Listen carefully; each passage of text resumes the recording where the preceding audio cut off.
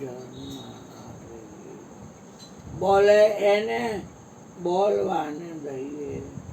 દાદા ભગવાન કે મારે ટોડલે બેઠો રે મોર ક્યાં બોલે. બેઠો કે છે અને પાછું પૂછે છે ક્યાં બોલે મોર ક્યાં બોલે. મારે ટોડલે બેઠો રે મોર ક્યાં બોલે એને બોલવા દે. જેમ કેમ ગુરુજી ભાઈ એ બોલે ભાઈ આપણે શું બોલે આપણે શું કહ્યું છે. બોલો બોલો. બોલીએ સદગુરુ મહારાજની જય.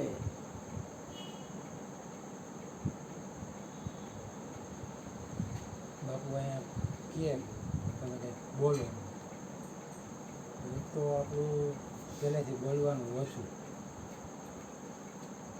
એમાં લગ્ન થઈ ગયું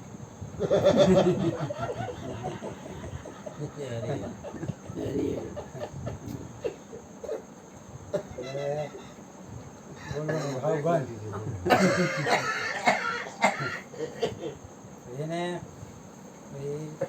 લગ્ન થયા એટલે એમ કે હસબન્ડ હસવો નહીં બંધ.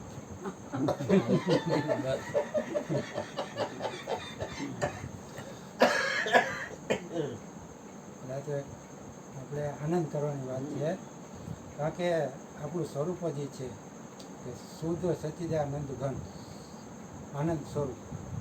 આપણે બધા જીવ એવા જ છે પણ અત્યારે આપણે આ સમય એવો છે કે બધા ખરેખર આમ બહુ માથે લઈને ફરે ટેન્શનમાં જોઈએ જોવા તો ગમે બોલો ઉપાધિ ઉપાધિ ઉપાધિ એટલે ઉઠ્યા તો ઉપાધિ અને ઉઠા તો સમાધિ.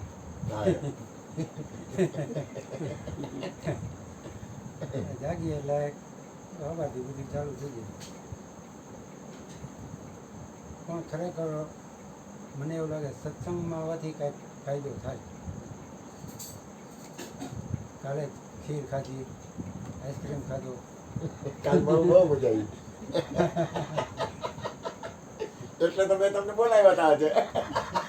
આજે મગાવશું ના ના કાંઈ હેરાન નથી કરો ચા બની ગયા તો પછી ભલે મળે તે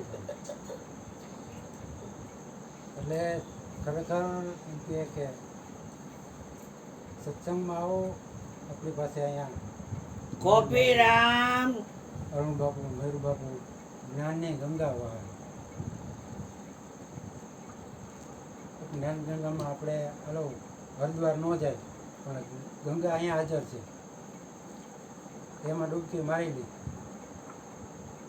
કોઈ છેટા રહેતા હોય નજીક રહેતા હોય પણ ગુરુદ્વારે આવે તો એ પાવન થાય છે.